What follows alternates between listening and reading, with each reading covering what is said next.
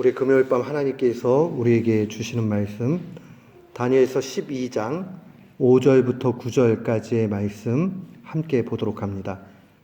다니엘서 마지막 장입니다. 12장 5절로 9절 말씀. 금주와 다음 주까지 하면 다니엘서가 49번째 강의로 이제 마무리를 합니다. 오늘 48번째인데요. 우리 5절부터 9절까지 우리 한 마음으로 함께 주의 말씀 봉독토록 합니다. 나 다니엘이 본즉 다른 두 사람이 있어 하나는 강 이쪽 언덕에 섰고 하나는 강 저쪽 언덕에 섰더니 그 중에 하나가 세마포 옷을 입은 자 곧 강물 위쪽에 있는 자에게 이르되 이 놀라운 일의 끝이 어디 때까지냐 하더라. 내가 들은즉 그 세마포 옷을 입고 강물 위쪽에 있는 자가 자기의 좌우 손을 들어 하늘을 향하여 영원히 살아계시는 이를 가리켜 맹세하여 이르되 반드시 한때 두때 반때를 지나서 성도의 권세가 다 깨지기까지니 그렇게 되면 이 모든 일이 다 끝나리라 하더라. 내가 듣고도 깨닫지 못한지라. 내가 이르되 내 주여 이 모든 일의 결국이 어떠하겠나이까 하니 그가 이르되 다니엘아 갈지어다. 이 말은 마지막 때까지 간수하고 봉함할 것이니라. 아멘.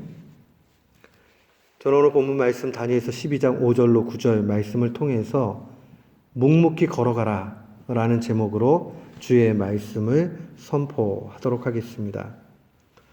오늘 특별히 예배 전에 종교개혁 기념 강좌 두 번째 시간을 가졌습니다. 바하의 작품 140번에 나오는 깨어라 외치는 자의 소리가 우리를 부른다. 그 내용 가운데 네 번째 악장이었던 부분을 우리가 한번 봤는데요. 이 배경이 지혜로운 열처녀의 비유를 배경으로 합니다. 이 중세 교인들은 예수님의 승천을 예수님과의 이별로 봤죠.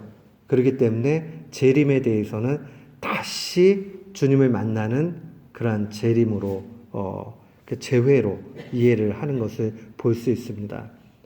심판 엄숙하죠. 무섭죠. 그러나 중세 신앙인들에게 있어서 또 종교개혁을 했던 개혁의 시절의 사람들에게 있어서 이 주님의 다시 오심은 정말 그리운 주님을 만나는 그 모습이 나타나 있습니다. 우리가 정말 주님을 고대하면서 바라보면서 그렇게 살아가는 것, 그 간절함이 얼마나 있었겠어요? 그것이 바로 오늘날에도 하나님이 우리에게 요구하는 가치 있는 삶이라고 그렇게 볼 수 있습니다. 우리가 이 땅 가운데 발을 붙이고 살지만은 언젠가는 다 주님을 만날 그런 날이 있잖아요. 그때에 그날을 고대하면서 주님 내가 세상의 모든 무거운 짐들을 다 이제 마무리하고 주 앞에 왔나이다 하는 그 마음이 필요하다 보입니다. 종말을 잘 준비해서 살아가는 것, 그것이 가치 있는 인생을 사는 겁니다. 그래서 일제 압박 가운데서 고통당했던 우리 믿음의 선조들이 마음에 늘 간직했던 것은 주님 다시 오신다. 이 종말 신앙이었어요. 그리고 많은 목사님들이 다시 오실 주님에 대한 그러한 내용을 설교했던 것을 보게 됩니다. 우리 다니엘서 12장에도 마지막 종교를 하면서 다니엘이 본 환상, 비전을 다시 한번 그리고 있습니다. 오늘 본문에 보니까 두 사람이 나타납니다. 한 사람은 강 이쪽 언덕에 섰고 한 사람은 강 저쪽에 섰습니다. 그 중에서 특별히 이제 한 사람이 세마포 옷을 입은 자, 곧 강 위쪽에 있는 자에게 과연 종말이 언제 오는가라고 그렇게 묻습니다. 그랬더니 세마포 옷을 입고 강물 위쪽에 있는 사람이 자기의 좌우 손을 들어서, 그러니까 두 손을 이렇게 들었겠죠. 그 다음에 하늘을 향해서 바라보면서 이야기를 합니다. 반드시 한때, 두때, 세때, 두때 반때를 지나서 성도의 권세가 다 깨어질 때에 그때 종말이 온다 라는 말을 합니다. 언제나 상징이 들어가 있기 때문에 우리가 좀 헷갈리기도 하지만 다니엘서를 우리는 많은 시간 또 말씀으로 받았습니다. 여기에서 먼저 우리가 기억을 해야 될 것은 이 세마포 옷을 입은 사람이 누구냐 하는 겁니다. 세마포 옷을 입었다. 세마포 옷은 우리의 배옷이라고 보면 돼요. 그리고 특별히 하나님 앞에 바로 이렇게 나타나기 위한 그런 깨끗한 의복을 이야기합니다. 그래서 성경 안에서 종종 세마포 옷을 입으신 예수님에 대한 모습들도 그려져 있고요. 또 세마포 옷을 입은 성도의 모습들도 나타납니다. 저는 결론부터 말씀을 드리면 여기 세마포 옷을 입은 자는 정말 구원받은 성도의 대표적인 그러한 모습이다라고 그렇게 해석하고 싶습니다. 왜냐하면 이미 예수님께서 예수 그리스도의 정결한 그 옷을 성도들에게 입혀주심으로 우리가 정말 깨끗한 그러한 의인이 되었기 때문에 그러하지요. 로마서 13장 14절 말씀 보면 사도는 이렇게 증거합니다. 오직 주 예수 그리스도로 옷 입고 정욕을 위하여 육신의 일을 도모하지 말라. 그리스도를 옷 입으라는 말을 사용을 합니다. 그리스도를 옷을 입는다. 굉장히 낯선 표현이죠. 어떻게 그리스도로 옷을 입는가? 여기에는 상징적인 것과 더불어서 실제적인 은혜가 있습니다. 옷은 그 사람의 신분을 나타내지요. 옷은 그 사람이 하는 일을 나타냅니다. 우리 비행기 타면은 비행기에 승무원들이 있죠. 승무원들이 제복을 입습니다. 그 제복을 입은 승무원은 거기에 있는 승객들의 안전을 위해서 또 그들의 필요를 위해서 봉사하고 헌신합니다.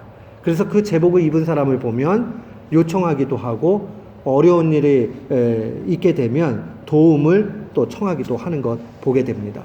왜요? 그 옷이 그대로 그 사람의 하는 일과 그 사람을 나타내기 때문에 그렇지요.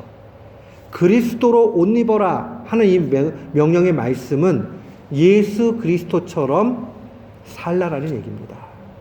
그러니까 예수 그리스도처럼 산다는 것이 무엇이냐? 정욕대로 사는 것이 아니라 육신의 일을 추구해 가는 것이 아니라 하나님 뜻대로 살아가는 것을 의미합니다. 특별히 세마포 옷은 종종 이 결혼 예식 때 입는 옷 중에 하나로 성경은 기록을 합니다. 특별히 계시록에 보면 계시록 19장에 마지막 이 어린 양의 혼인 잔치에 대한 기록이 나타납니다. 19장 8절 9절 말씀은 이렇게 증거를 해요. 그에게 빛나고 깨끗한 세마포 옷을 입도록 허락하셨으니 이 세마포 옷은 성도들의 옳은 행실이로다 하더라. 천사가 내게 말하여 기록하라. 어린 양의 혼인잔치에 청함을 받은 자들은 복이 있다.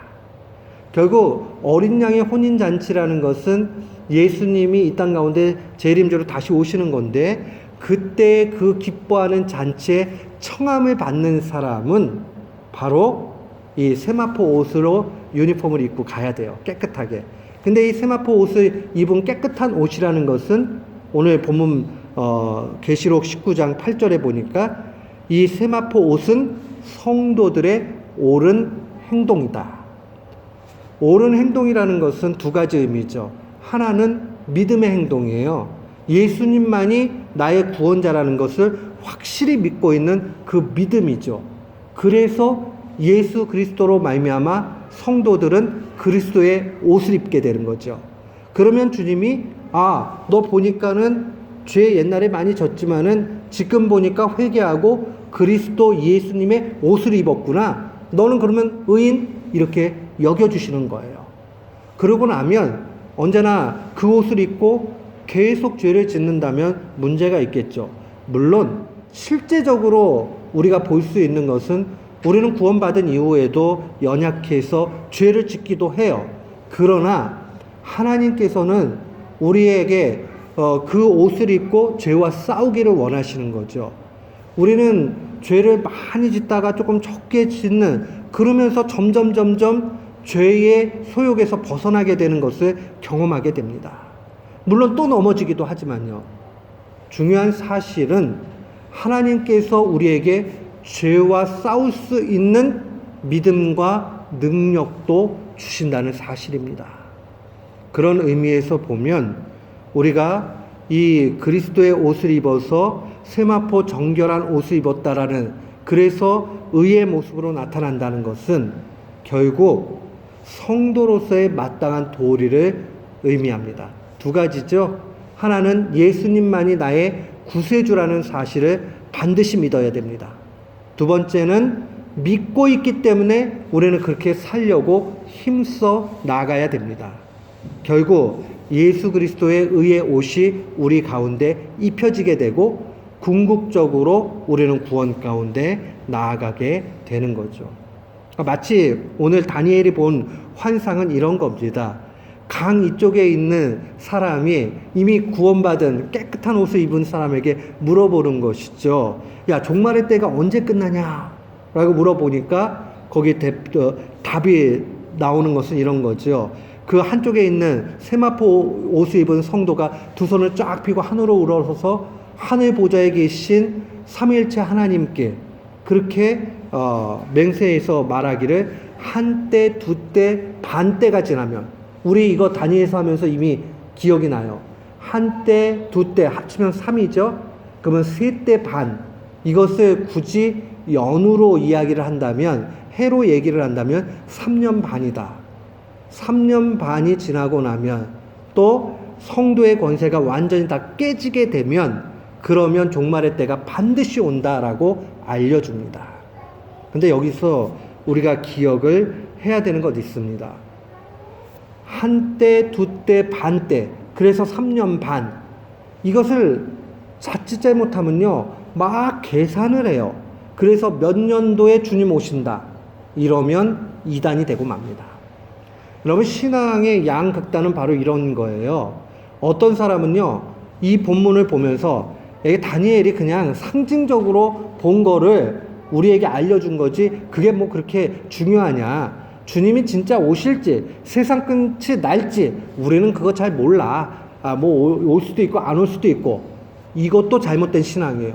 올지도 모르고 안 올지도 모르고 그렇게 가르치는 사람들이 많이 있어요. 오늘 한때, 두때, 반때라는 말은 특정한 시간을 알려주는 것은 아니지만 이것은 때가 되면 반드시 나타난다. 그 실제 리얼리티에 대해서 분명히 강조하고 있는 말이라는 걸 놓치지 말아야 됩니다. 오늘날의 자유주의 신학의 문제가 무엇이냐 하면 모든 걸 다 상징과 의미로만 해석을 합니다. 그게 뭘 의미하느냐, 그것이 뭐냐 이러면서 실제로 일어나는 것은 하나도 믿질 않아요. 예수님이 죽음 가운데 부활하셨다 이렇게 얘기하면 부활하신 의미만 중요하대요. 그리고 진짜 부활하셨는지 안 하셨는지는 알 길이 없대요. 알 길이 없다는 말은 뭐예요? 못 믿겠다는 말이죠. 주님의 부활을, 육체적인 부활을 믿지 못한다면, 아니 우리가 예를 들어 가지고요, 병원의 의사 선생님이 당신 이제 얼마 못 살아요.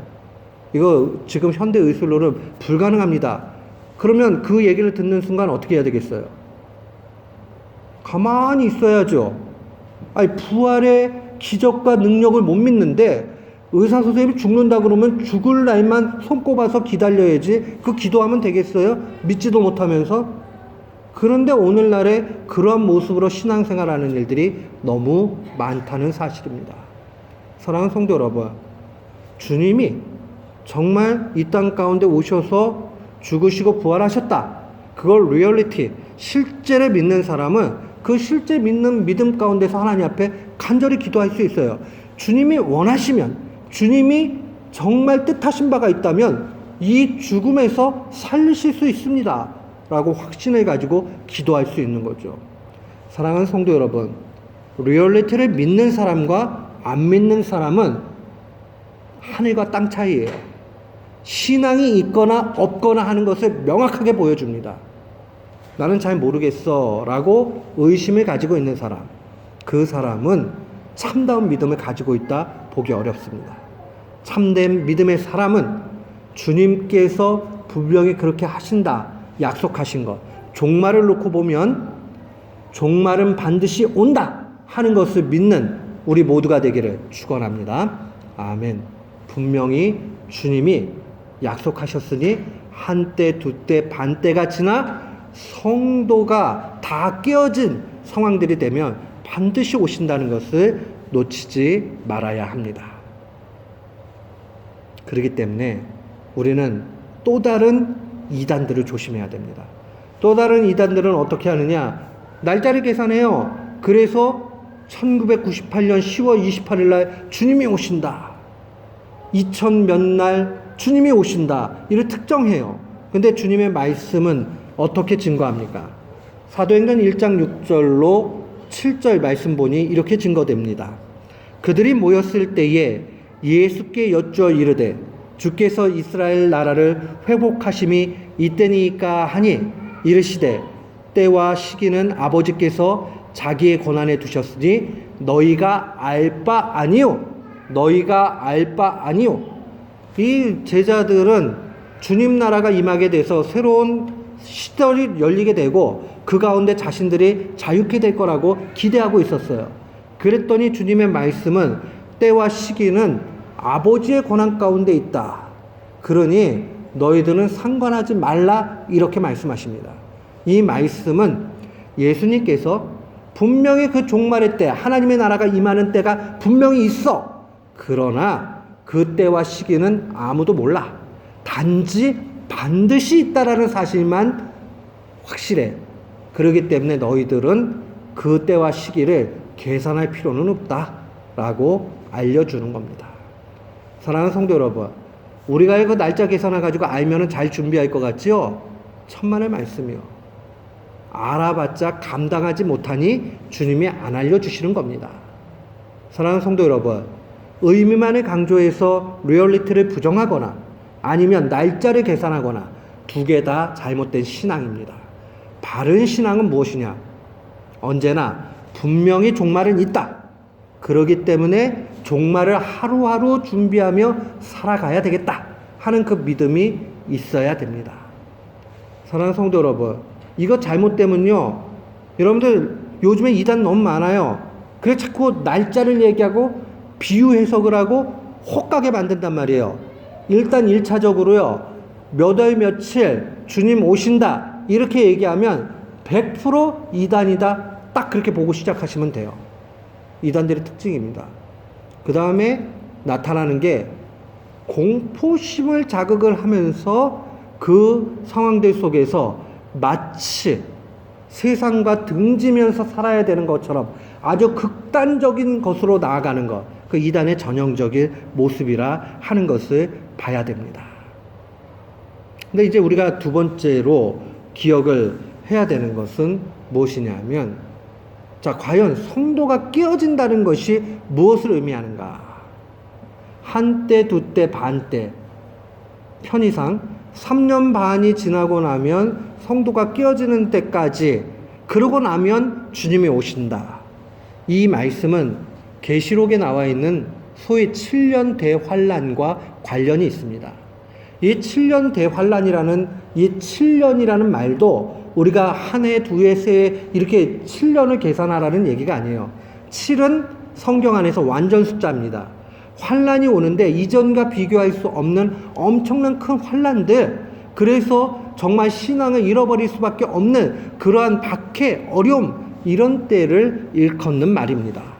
그런데 이 계시록의 내용들을 잘 보면 3년 반 합쳐서 7년, 요 대환란의 그림들이 묘사되어져 있습니다. 거기 보면 계시록 11장 2절로 와서 보세요. 말씀이 이렇게 기록되어져 있습니다. 성전 바깥 마당은 측량하지 말고 그냥 두라. 이것은 이방인들에게 주었은즉 그들이 거룩한 성을 42달 동안 짓밟으리라. 42달은 몇 년이에요? 3년이면 36개월이고 반년이면 6개월. 그럼 42달이죠. 그러니까 3년 반에 대해서 이야기하고 있는 거예요. 3년 반 동안에 이제 이 거룩한 성을 갖다 짓밟는 일들이 나타나게 되지요. 그리고 나중에 14절로 와게 되면 둘째 화는 지나갔으나 보라 셋째 화가 속히 온다. 이게 뒷부분에 이제 3년 반, 그 7년 동안에 아주 큰 환란이 오게 되는 것을 이야기합니다. 그러고 나면 계시록에는 이 7년 대환란이 끝나고 나서 예수 그리스도와 더불어서 성도들이 다 같이 이 천년 왕국의 통치를 하는 그림이 나타나게 됩니다. 15절 말씀에 보면요, 일곱째 천사가 나팔을 불매 하늘에서 큰 음성들이 나서 이르되 세상 나라가 우리 주와 그의 그리스도의 나라가 되어 그가 세세토록 왕노릇 하시리로다 라고 그렇게 증거를 합니다. 쉽게 얘기하면 대환란 7년, 완전한 그 대환란이 끝나고 나면 천년 왕국, 이 천년의 그 왕국이 오게 된다. 그리스도와 더불어서 성도들이 통치하는 왕국이 오게 된다 하는 것이 계시록의 큰 그림 가운데 하나고요. 다니엘서도 이런 맥락에서 같이 해석을 할 수 있습니다. 여러분들 복잡하게 생각하실 것 없어요. 하나님께서 환란을 허락하시는데 그 큰 환란, 박해, 어려움 이것을 잘 이기고 나면 나중에 그리스도와 더불어서 왕노릇하는 그런 날이 오게 된다 하는 것을 보여주는 겁니다. 날짜 복잡하게 계산하려고 하지 마세요. 그것이 중요한 게 아니라 실제로 우리가 주님과 더불어서 왕노릇하며 사는 영광의 나라가 있다는 사실입니다. 그래서 언제나 성경 보면요, 이 고난을 통해서 영광으로 가는 것을 보게 됩니다. 이 큰 그림은 이 땅 가운데 살아가는 우리에게도 동일하게 적용이 됩니다. 인생 가운데 고난 없는 사람 없지요? 다 고난 있어요. 어려움 있어요. 그 고난을 당할 때 아유 7년 대환란이 왔구나 이렇게 생각하세요. 그리고 그러나 이 대환란이 끝나게 되면 주님과 왕노릇하는 영광의 나라가 오게 되겠구나. 이 7년 대환란 동안에 내가 주님을 배반하지 않고 믿음 잘 하면서 살아야 되겠구나. 그런 마음으로 살게 되면 우리가 종말 신앙 가운데 영광을 바라보면서 사는 거예요.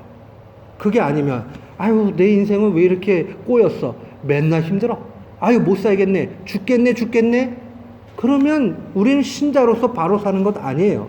신자로서 바로 살 때는 그래 이 7년 대환란이 고난이 있어야 천년 왕국의 영광이 오게 되는 거지. 내 인생 가운데 고난과 어려움과 슬픔과 이거 잘 이기고 나면 그 다음에 영광의 나라와 주님과 더불어서 통치하는 영광의 나라가 임하게 되는 거지. 고난에서 영광으로 가야 되겠다 하는 그 마음으로 가게 되는 겁니다. 인생의 큰 그림도 마찬가지예요.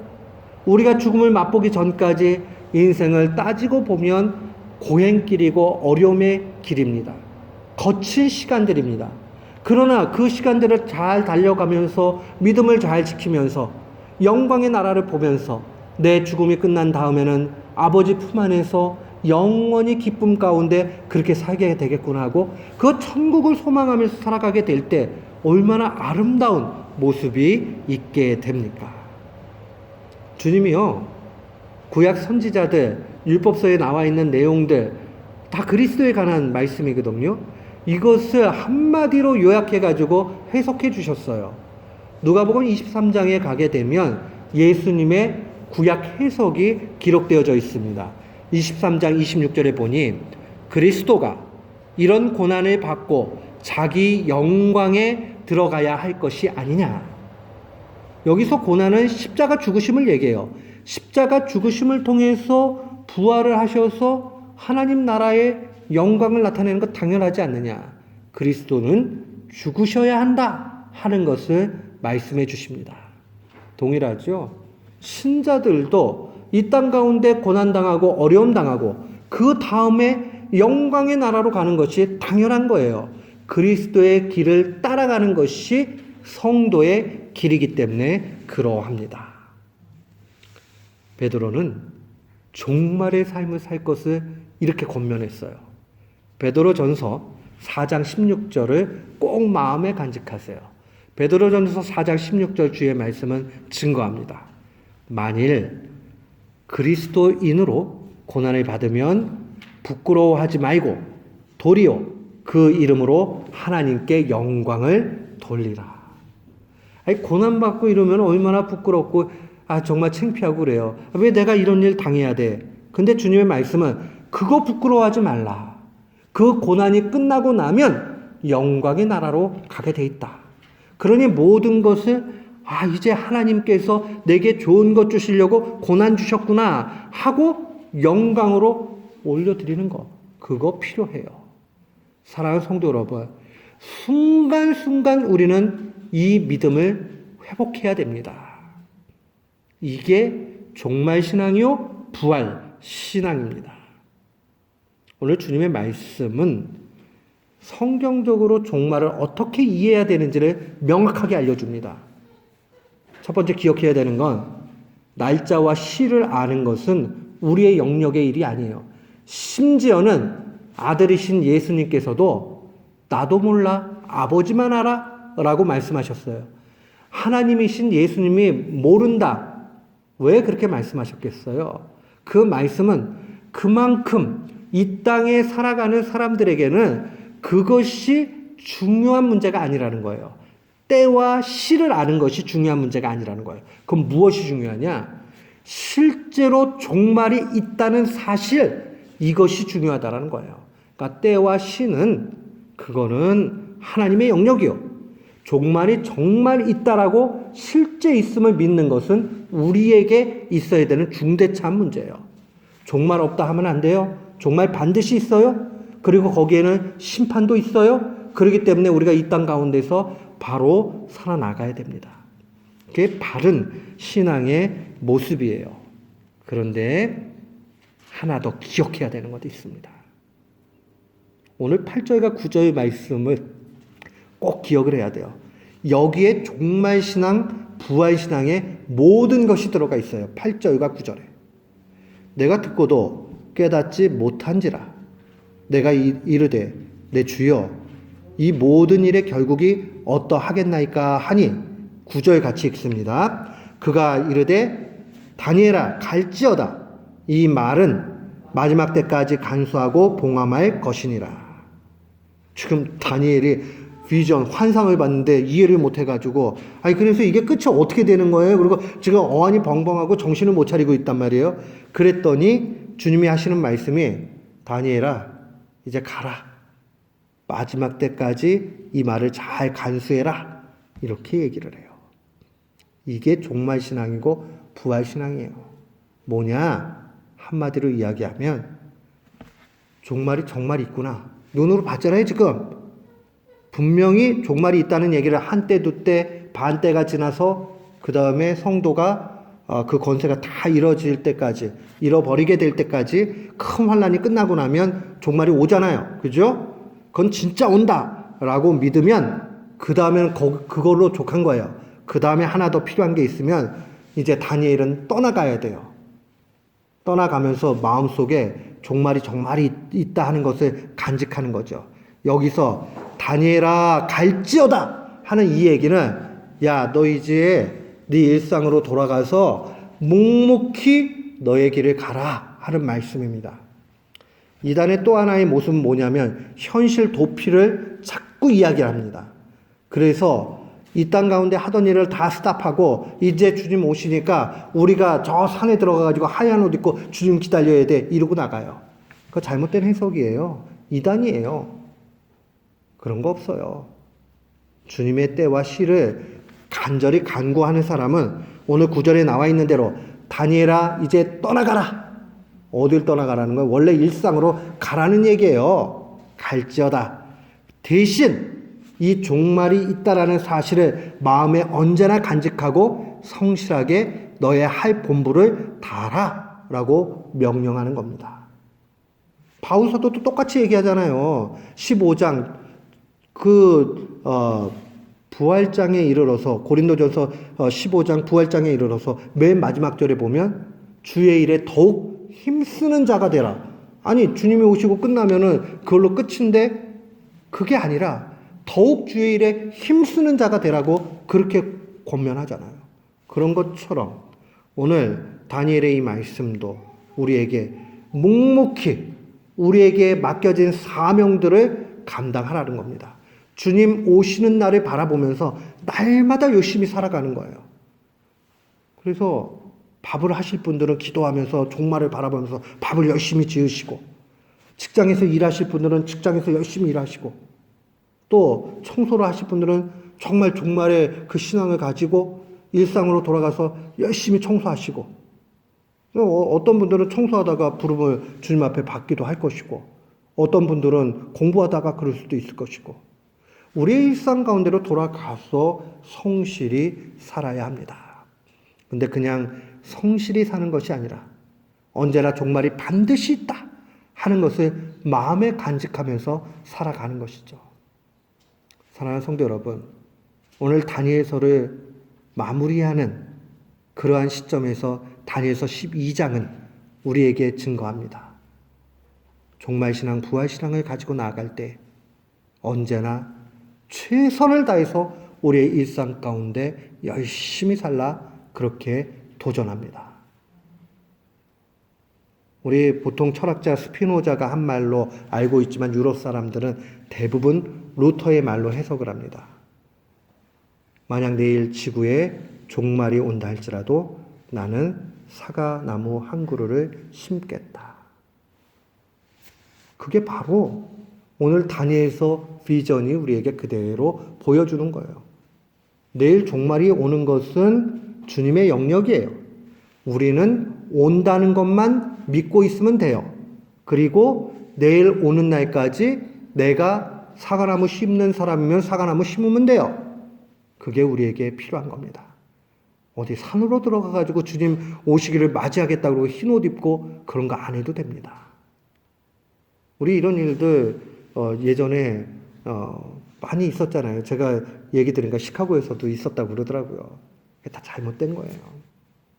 사랑하는 성도 여러분, 종말이 있기 때문에 우리는 오늘도 이 땅에 발을 붙이며 성실하게 살아가야 됩니다.